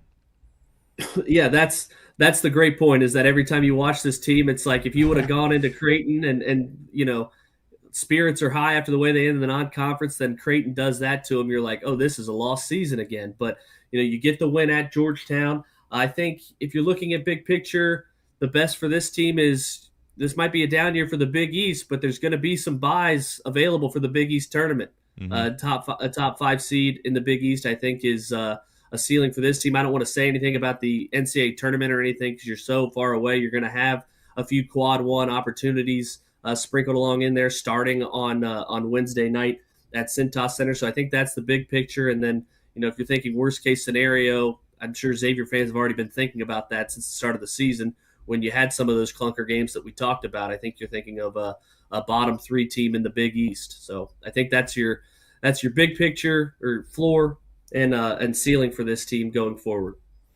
And lastly, Shelby, what do you think year 2 under Pitino could look like? Because obviously, this day and age of NIL, Xavier not working with much money here at this point. Do you think you'll see more buy-in from the donors and raising a little bit more money for this team to go into a roster next year? What's kind of your expectation there? Certainly, I think you'll attract or at least target bigger names in the portal. You also have to look at maybe Xavier's biggest get in the portal. Speculatively, of course, he hasn't played. Gabriel Posado has been out since the summer. So you don't know what this team would look like in its complete form with him absent right now and working his way back from that knee injury. But, yeah, I think the one thing you got to think of is back when Pitino was introduced, and he's preaching this message of course, NIL is going to be important. Of course, transfer portal is going to be important. But an even bigger part of that, or maybe an equal part of that, is going to be recruiting. It might be called free agency now, not recruiting, but it's still bringing in guys that can help the program in year 1 out of high school, but also retention and development. You look at guys like projects they brought in. Pop Njai, he goes to Georgetown, he gives big minutes in that first half, gets a couple buckets, couple blocks. He's a guy you look at and say, okay, maybe in year 2 he develops into a bigger contributor. Or guys like all right. Younger guy was on the all-MVC freshman team at Valparaiso last year, same one that Posado was on. So I think just as much as obviously transfer portal is going to be the big buzzword, and so is NIL when it comes to the college basketball offseason, it's also going to be the retention and development of some of these guys, and that's kind of the formula that helped him build back-to-back NCAA tournament teams at New Mexico, and he's going to bring it here as well. Absolutely. All right, great stuff, Shelby. I appreciate you. Why don't you tell everybody where we can find you on social media, all the exciting stuff you got going on at the Inquirer, and if there's anything else we need to know about what you're doing. Yeah, you can find me on Twitter at Inquirer Shelby, and I appreciate you having me on. See what happens with the rest of the year. I mean, like we said, it's like a game-by-game basis with Xavier on how they look. So that's what kind of you get to the court each night, kind of wondering if you'll see something new and you'll see signs of improvement for this team, and it's exciting. No doubt about it. Shelby, I appreciate you. Best of luck to you over the course of the rest of this year, and would love to do it again, my friend. Thank you. Sounds good. Anytime, Stone. Thanks for having me on. All righty, Shelby Dermer. Tremendous stuff there on Xavier basketball. Does a great job covering them for Cincinnati.com and the Inquirer. He's got articles that go up very frequently. I'm sure he will have one leading up to the UConn game on New Year's Eve, and he'll certainly have coverage for you, immediate takeaways after the game, and then he usually puts up another piece after that there as well. Great stuff from him. We appreciate him making some time. Obviously a busy week with Christmas, of course, happening yesterday, and lots of people obviously not working today, but we appreciate Shelby Dermer making some time for us here at the show. If you missed any parts of that interview, that is fine. It will be out on YouTube. Of course, you can find it in podcast form later on this afternoon there as well. All right, so we got a couple more things we want to discuss here on the show before we get out of here. We're going to preview Bengals and Cardinals, and we'll talk about that game. Bengals 7.5-point favorites last I looked. We'll talk about the 3 games yesterday on Christmas. didn't live up to, I mean, there was some hype on those games going into the year, right? Because you're sitting there going, Vikings, Lions, they were competing for the 1 seed in the NFC last year. Should be a great game. Well, it didn't end up really working like that. Broncos, Chiefs, how could that not be a great game? Well, it didn't really end up working that way either. And then, Commanders, Cowboys, right? Commanders win the NFC Championship. Dallas Cowboys, that should have been a great game, but obviously it didn't end up working out that way. Injuries and other reasons, certainly factors there as it relates to that. But we'll talk about those games a little bit, and then we'll close out our show with our best bets of the weekend. But let's start here with the Bengals and the Cardinals. They are playing at Paycor Stadium on Sunday. Reed mentioned on Off the Bench tickets. $15, I believe, to get in. Going to be 65 degrees in Cincinnati, which is pretty hard to believe here this time of year. I'm certainly not complaining about that. But, Joe Burrow, the boys, T. Higgins, Jamar Chase, they are all going to play. A couple of other injury updates. Osai, as we film this live here on a Friday, has not practiced yet this week. Zach was hesitant to rule him out officially, but I would not anticipate Joseph Osai playing, which, by the way, he didn't play against Miami. He's not playing now. This is a guy that's, contract year, obviously, for Joseph Osai. So it's pretty significant for him and his future that he has not played over the course of the next few games. That would be big for him to play against Cleveland and, get a sack or two in the game and let the rest of the league or let the Bengals know that he is deserving of a big-time deal. I've been very upfront and transparent about that. I didn't think they should have brought him back this year. He's done some good things. The effort's there. Production certainly has been there this year, but I don't think he's a guy that you should want to give a big-time deal to, because given his age and given some of the stats that he brings to the table, he's going to garner a very sizable contract. I think it would be a mistake for Cincinnati to move forward with him, but he's probably not going to play in the game. And then B.J. Hill's the other one. He hasn't practiced this week with the ankle injury. Chuck Jones there as well from that returner position. Wouldn't expect him to go either, but, Trey Anderson, of course, is out.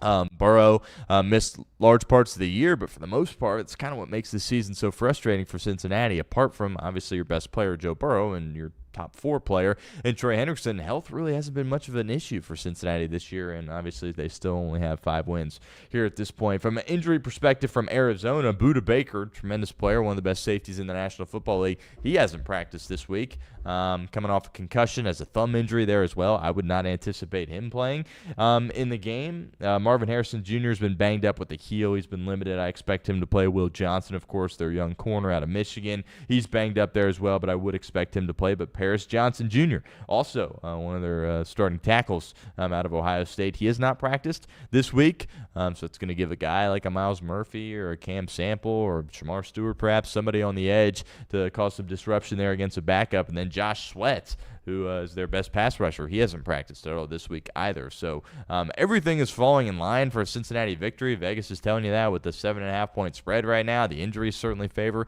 the Cincinnati Bengals in this matchup, and just the sheer talent on the roster certainly favors Cincinnati in this matchup as well. But I'm kind of anticipating it to go relatively similarly to how things went in South Beach last week against the Miami Dolphins. Of course, you're playing a quarterback with some more experience, right? Jacoby Brissett. You're not facing a 7th-round rookie making his first career start in Quinn Ewers. Since he came in for Kyler, it's been good, and the offense actually has been functioning better with Jacoby Brissett, but over the course of the past few weeks, it hasn't been very good at all for Jacoby Brissett.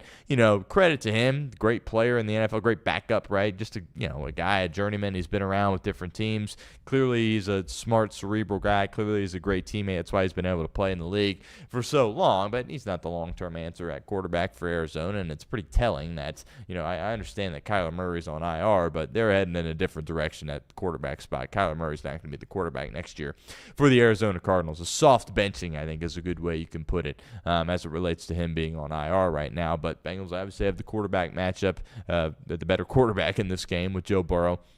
And I would expect the offense to kind of pick up where they left off. This is an Arizona Cardinals team that's 3-12. They're not a good football team. Gannon, their head coach, he's a defensive-minded guy, but their defense, especially with the injuries that I just mentioned, isn't going to create many issues, I don't think, for the Cincinnati Bengals. The weather, it might be raining, which, that's always difficult. That's always something with Joe Burrow to monitor. People, joke about the small hands or whatever when he was coming out. He has struggled at times in the rain, so that is something to keep an eye on. They might have to lean a little bit on the run game here, but it's going to be warm, but there should be some precipitation in Cincinnati. That's really the only cause for concern I would have in this game. But this is a game where, you want to get the ball, you want to go out there, you want to move that ball down the field and score points, right? Get the ball in T. Higgins' hands, get the ball in Jamar Chase's hands, and kind of build on what you did last week. Let everybody know, hey, this is who we are as a football team. This is who we are going forward once we have all of our stars out there. And I do think it's important to put together another solid performance, right? There's the people out there that say, oh, you're better off losing this game. Well, newsflash, they're all playing. Joe's playing, T's playing, Jamar's playing, so that should equate to a lot of points, especially against a bad team in the Arizona Cardinals. And I think it's good, right? I used the word refreshing last week against the Miami Dolphins. You should see more of that this week. There's no reason that you shouldn't be able to score a lot of points in this game, right? If the defense plays well, creates a turnover or two, creates some separation like you saw last week. It's not going to be one of our best bets of the weekend, but I look at this line and I go, Cincinnati should win by 10-plus points. They should absolutely win by 10-plus points here at home, right? Create some of that positive momentum. Again, people laugh at that and say, oh, it means nothing. You're out of the playoffs. This season was a disaster. That's fair. But for the psyche of the players, the psyche of the coaches, and just the overall vibe around the team itself is better when you win football games. And I would expect them to win this game. And I think, and the other side of that is, well, what if you lose this game? Right? If you lose this game, there are some people out there that would be like, well, that's good. You get a better draft pick, whatever. I don't know. To me, this would be a pretty significant red flag if you lose this game, right? Because I think the only way that you lose this game, unless, of course, Joe Burrow plays bad, is kind of a lack of effort and attention to detail. And that would not be good for certainly the coaching staff and Zach Taylor going forward. Credit to him. That was not an issue whatsoever against Miami. I don't think it'll be an issue at home against Arizona, but, shooting yourself in the foot really is the only reason you lose this game, or if Joe Burrow plays bad, right? And, he did against Baltimore, but the conditions worry you a little bit with the rain. But, the Joe Burrow we saw last week, AFC Player of the Week, by the way, I expect, a similar performance. We'll see how the rain impacts their ability to throw the football, but I would expect 9 to play well in this game. And if he plays well in this game and the defense, does their part to some degree, I think Cincinnati should win this game pretty comfortably. But we'll see. We'll see, because obviously the Bengals should have won several games this year and have been unable to win a lot of them. But offensively, we'll see with the rain, but mix it up, run the ball with Chase Brown, run the ball with Samaje Perine. I'll have a close eye on the offensive line in this game. Fairchild's a guy that I've got a close eye on. I think he's maybe regressed a little bit. Again, all these offensive linemen are probably significantly banged up, but you're also trying to evaluate, all right, what's going to be our starting 5 next year? That's something that needs to be figured out for this team. I think Mims really has come on strong. Orlando Brown started the year horribly, but he's been serviceable certainly over the course of the past few weeks. He's probably going to be back next year there as well. Ted Karras, I feel like, has played solid for them. Reisner has been really interesting because you signed him off the street right before week 1 against Cleveland, and then once you had your backups in there, they kind of sat him down and said, yeah, we're going to roll with Jalen Rivers, see what we have. I think it was the right thing to do if you're Zach, and Scott Peters and Pitch and these guys offensively, to just see what you had in your 5th-round rookie, especially, understanding that 9 wasn't back out there. But once you saw, the Bengals kind of try to, have some life here at the end of the year, and of course when Burrow came back, they've gone back to Reisner.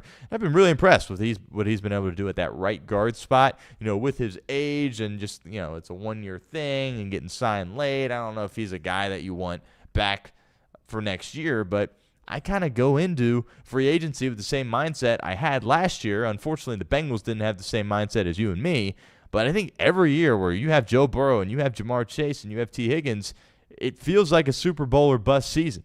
And it sounds crazy to say that because you look at the past few years and go, this team hasn't made the playoffs. This team's defense stinks. This team's losing games they shouldn't lose. I understand that, but the way you should operate as an organization, as a front office each and every offseason with those guys in place is how can we put the best product on the field right now for us to win right now. Unfortunately, that doesn't exactly align with the beliefs that the Bengals have as an organization. They believe in drafting and developing and then extending or keeping their own players, right? That's the kind of what they like to do. They don't like to make splashy moves in free agency. They certainly don't like to trade players away. They like to draft their own guys, develop their own guys, and then ultimately, reach an agreement with their own guys. And, I don't know. I think if you think Reisner is a guy where it's like, well, we can get another year out of him, he can start for us for another year, then you make that move, right? You don't roll the dice and say, well, we saw Rivers a little bit, and he might be a guy that we can, lean on, but it's going to be some growing pains. No. Put the best product you can possibly put on the field next year with the intent in your mind that you are winning a world championship next year. And that was the mindset that I had going into this year. The Bengals, unfortunately, as an organization, did not have that same mindset. But I'm watching the offensive line, right? Fairchild's a guy you drafted, in the 3rd round. He's had some good moments, played big-time college football. I definitely think he's banged up. All these guys are. But I'm watching the left side, and I'm watching there at the right guard spot. Because if Reisner plays great the next 2 weeks, particularly against Cleveland, the last week of the year, I think you have to entertain the idea that, okay, you know what, maybe we want to bring this guy back on a 1-year deal, despite the fact that he was on the street right before the start. But Reisner's played solid football for this team going forward. And if you give Joe Burrow some protection, and he's alluded to this, the best offensive line he's had since coming back from injury. I mean, these few weeks, the offensive line really has played well. And if you're going to give him that when he's fully mobile, look out, because Joe Burrow was exceptional against Miami. I think he had 1 scramble for a few yards, but it's pretty obvious that, the element of his game where he's like, oh, let me just tuck it and go when I'm not getting spied, doesn't really have that here coming on the heels of the toe injury. But if you give him a stable offensive line and he's fully healthy going either next year and can use his legs a little bit, I mean, look out. Absolutely look out for this Bengals team. But I'm watching the offensive line. I know what I'm going to get with 9. I know what I'm going to get with 1. I know what I'm going to get with the Gesicki, right, and T. Higgins. Yoshi, well, we'll see what he can do. I really like him when Joe Burrow's out there. It's kind of interesting when you watch this team offensively, and it's like, well, yeah, if Joe Burrow's out there, he's a fine player, right? But then you get frustrated with Yoshi and, guys like that, Charlie Jones, who's not even out on the field as a receiver. But some of those guys you get frustrated with. Chase Brown, certainly, early in the year when Joe Burrow isn't out there. But when he's out there, it's amazing how, he's a good player, right? No, Yoshi's pretty serviceable. Oh, yeah, P. Ryan's doing his job, right? It just all kind of works like that when you have your franchise guy out there. So I'm not really worried about much offensively in this game. I'll watch the offensive line. I'll evaluate the offensive line the same way we all have been the past few weeks. But we'll see, how they play in this game. And we'll monitor the weather. But if they can, if it's not torrential downpour, they're going to sling it around. They're going to run the ball. They're going to score points here in this game, especially with Budda Baker probably not playing and Sweat probably not playing either for the Arizona Cardinals. Akeem Davis-Gaither, by the way, was kind of a rotational linebacker for the Bengals in the past. He starts for them, so we'll see our old friend Akeem Davis-Gaither in this ballgame. But defensively, that's where we're geared in on with this team, because I did our opening segment on the 2023 draft, and I understand a lot of people get frustrated by that. I understand a lot of people don't like that, but it's just reality, right? Especially with Myles Murphy coming into his own here. You look at this class and you go, well, DJ Turner, right? He's a Pro Bowl reserve. He got snubbed, by the way. He absolutely should be a Pro Bowler. You watch the past few weeks, teams aren't really going his way. Burrow talked about in his press conference how, the first year that you should make it, you're probably a reserve, and then if you follow it up with a performance like that the second year, you usually get in. So we'll see. I don't think this is fluky. It is interesting with some of these players where it's like, well, it just has taken them too much time, right? Myles Murphy, even if he can continue to build off this, it's like, well, it took too long. It took too long. Your window was open for winning a championship, and you weren't able to help us out. DJ Turner. Took a little bit too long, right? Took a little bit too long. But ultimately, you did come into your own. And maybe that's just, not having patience or whatever. But when you have Joe Burrow and you have it's not just Joe Burrow to me. It's T. Higgins and Jamar Chase, right? Because Joe Burrow, he's got the injuries, but he plays quarterback, right? He should be able to play for a long time. We're going to sit here in 3-4 years, and Jamar Chase isn't going to be Jamar Chase. He's still hopefully going to be a really good player, but he's not going to be Triple Crown Jamar Chase, best wide receiver in the league, Jamar Chase. It's the receiver position. You only have this for so long. So there should be a sense of urgency to want to capitalize there on it. And it's great that Turner and Murphy have turned into good players, seemingly. A little bit late in the ballgame. But we're watching those guys, obviously, in this game. They're going to want to run the ball. Key for Cincinnati defensively here is Trey McBride. I don't know. I guess he's on a bad team, the Arizona Cardinals team that doesn't get much publicity. Trey McBride is one of the best tight ends in the world, and he's just an elite football player, too. And you heard Zach Taylor talking about him at his press conference this week. He really, really is a tremendous football player, and tight ends, of course, have killed Cincinnati. Will be close. I'll be interested to monitor how they do against Trey McBride.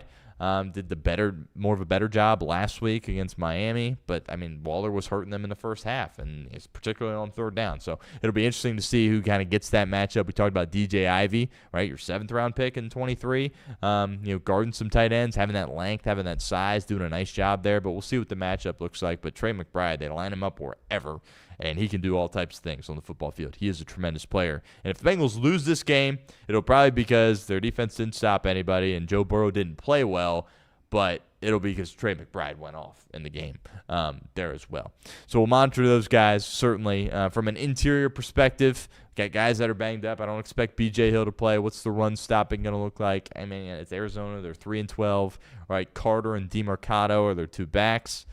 Would it surprise you if guys like that went off against Cincinnati, run the ball? No, it wouldn't, but they should be able to hang in there from a run perspective. And these next couple weeks are huge for these linebackers, because it seems like every time they take a step forward, they take a couple of steps backward. And I understand Barrett Carter had the interception. It was just a great play by Josh Newton, but I don't know. You got work to do at that linebacker spot. You can't have, we talked about, having patience with these guys and them turning into good players. You can't go out there next year with those linebackers and play at that level or even close to that level and have a prayer of having success in this league. So Barrett Carter and Demetrius Knight, they're going to play the whole game, and we'll see. And I think what's particularly frustrating about that is it's like, well, you got two rookies out there. What if you just had like a veteran out there with him? Maybe a guy like, I don't know, a Logan Wilson out there. Well, that obviously didn't end up happening as he requested a trade. And the Bengals, surprisingly, granted the trade there as well. So we'll monitor the linebackers. The safety position, we talked about this earlier. How are these guys going to play? Geno Stone, there's nothing he can do. And this is me being Captain Obvious here. There is nothing he can do over the course of the next two games to warrant a spot on this roster, not in this starting lineup, on this roster next year. There's nothing he can do, right? He's going to play the next two games. He's going to be out there for every snap like he always is, right? But you have to have a complete shift in your identity at that spot, right? And Jordan Battle, that's the guy to me, right? And they did it last year with Osai, where it's like he probably should not be a part of your plans as far as being a starter on this team. They brought Osai back, and maybe in the eyes of the organization, that was the right thing to do. They're not paying. It's a one-year contract, $7.5 million. They're not paying him a ton of money. He's had a fine year. A lot of people say he's had a good year, right? But he's not. It's not translating to other teams not scoring enough points. It's not translating to stepping up in big moments there as well. Because at times, we've talked about this at length, this Bengals defense is like, okay, they've technically played fine, but let's look at all the big third downs. Let's look at the plays in the fourth quarter. Let's look at the fourth down. Let's look at the goal line stuff. The other team is making big plays in those critical moments, right? I haven't seen enough big plays in critical moments from those kinds of guys. Like Jordan Battle. Oh, nice. You were going to beat the Dolphins anyway. It was a nice play, right? It was nice getting the ball back, right? Optimal field position for your offense. Right, and he's made some clutch plays this year, but for the most part, when I look at his production, it's not in big-time moments. And some of that's out of his control, but I would go in a different direction at the starting spot. The Bengals aren't. He's going to be on the team. He's under contract. He should be on the team, but he's going to be a starter next year. I don't know if I agree with that. We'll see. We'll see how he plays in the game. The tackling has gotten better. Will that continue here over the course of the next two games for Cincinnati? So a lot of us, we're going to be geared in on defense. Yeah, you watch the game and you have fun watching the game because what they can do offensively with Joe Burrow and those boys, but you're evaluating the defense. And this is a game where the defense should play fine, right? I mean, you got Weaver out there at the wide receiver spot.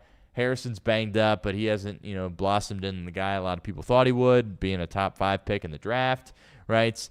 And, it's not like they got weapons all over the place. Trey McBride is kind of their guy. That is their superstar. And if you can mitigate him a little bit, you should be able to win comfortably in this game. And I expect Cincinnati to win by 10-plus points. But I think if we're sitting here and you get in some shootout with Jacoby Brissett, that's going to be a serious issue. A serious issue if ultimately that happens. But I would expect Cincinnati to handle business. Looking forward to talking about it on Monday. We'll have a watch-along as we always do here at the channel.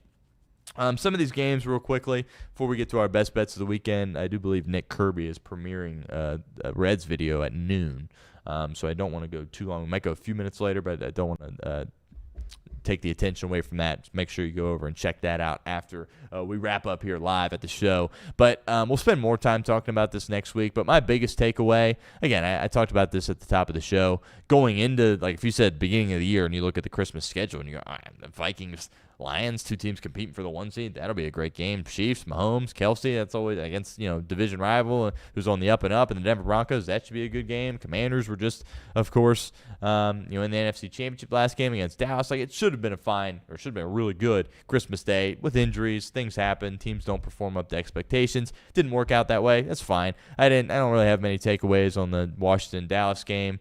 Dallas, they got issues there on defense. I thought you saw some good parts, right? I think Schottenheimer, he deserves several years. Clearly knows what he's doing offensively. You wonder how many good years Dak has left. I would argue this is probably the best year of his career. He was excellent this year. Defense not good enough. What do you do with Pickens? Lots of questions there for Dallas. The Washington Commanders, that was the team where they got really aggressive this offseason, brought in some older veteran guys because they kind of felt like they were right there to win a championship, and that defense is terrible. Jay Daniels got hurt. Even when he was out there, it didn't look great. So they got some issues. Kind of looks like borderline fluky what happened last year with them. The Vikings, they need a quarterback, and it ain't on the roster because it ain't J.J. McCarthy.